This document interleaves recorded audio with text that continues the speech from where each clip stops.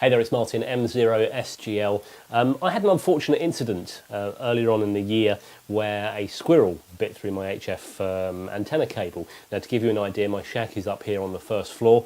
I've got about 15 feet of patio outside my window here, the conservatory just here, and there's about 15 feet of patio, and then the cable goes through the flower beds and up into a fir tree about halfway down my garden. And then the off-centre fed dipole, one leg goes up and over the house, the other leg goes off down the garden and up into the fir trees at the end of the garden. Works very well until the squirrel bit through the cable.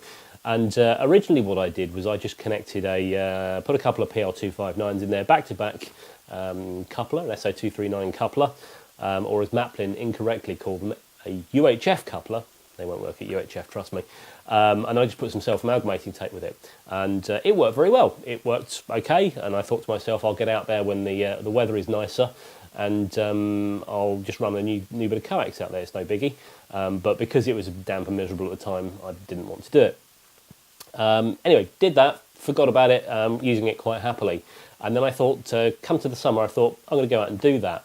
And while I was rummaging in the garage for some more coax, I discovered a 6-foot earth rod that I'd bought and completely forgotten about. And I thought to myself, well, what would happen if I was to put that in the ground outside under the tree and just join that to the outer casing of the joint that I've got out there? I thought, well, I've got nothing to lose by trying it, as I don't have an earth coming up here to the shack, just because of the logistics of getting the rod in outside and where I can get to the earth and then running it back into the house. So I did that. Hammered it into the ground about 6 feet. Fortunately, I didn't hit any water pipes or any underground water mains or electric cables coming in. So I did that, and I coupled it up to the outside of the coax, and you wouldn't believe the difference that it made. It made a huge difference.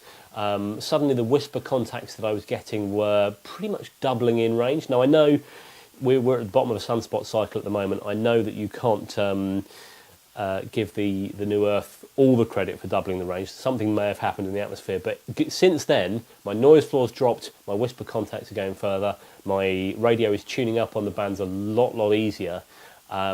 Seriously, if you haven't got an Earth connection to your radio, try it. If you can't get a cable up to your shack, just try putting one out underneath your antenna and see what happens. It made a huge difference.